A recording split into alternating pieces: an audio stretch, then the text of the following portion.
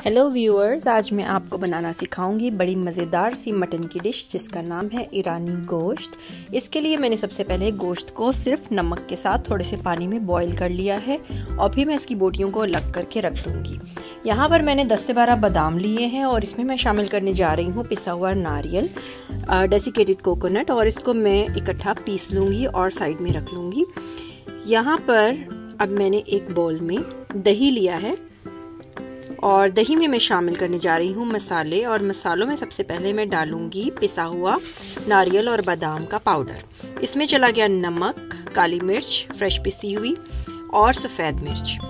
अब मैं इस मिक्सचर को अच्छे तरीके से मिक्स करूँगी और अब मैं एक कढ़ाई लूँगी और कढ़ाई में मैं डाल रही हूँ ऑयल में शामिल करूँगी कटी हुई अदरक और हरी मिर्चियाँ और इनको थोड़ा सा फ्राई करूँगी ताकि इसका अच्छा सा टेस्ट आ जाए। फिर मैं इसमें उबला हुआ गोश्त शामिल कर दूँगी और उसको भी फ्राई करूँगी।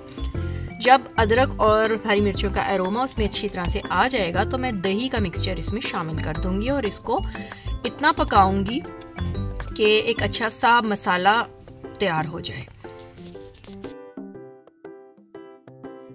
5 से 7 मिनट पकाने के बाद जो यखनी थोड़ी सी बची थी गोश्त की वो भी इसमें शामिल कर दूंगी और उसके साथ अब मैं इसको तकरीबन 10 से 15 मिनट मीडियम फ्लेम पर पकने दूंगी, यहाँ तक कि मिक्सचर थोड़ा गाढ़ा होना शुरू हो जाएगा।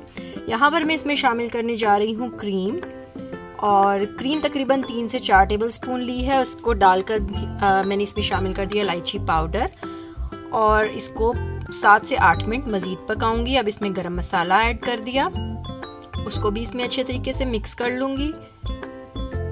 ग्रेवी अब इसकी गाढ़ी होना शुरू हो गई है। लेमन जूस इसमें आखिर में ऐड कर दूंगी और सिर्फ 5 मिनट इसको हल्की आंच पर दम दूंगी और फिर इसको डिश आउट कर लूंगी। बहुत ही डिफरेंट और मज़ेदार रेसिपी है, खुद भी खाएं, मेहमानों को भी खिलाएं और मेरे चैनल को लाइक एंड सब्सक्राइब करना बिल्कुल मत भूलिएगा। अल्लाह हाफिज़।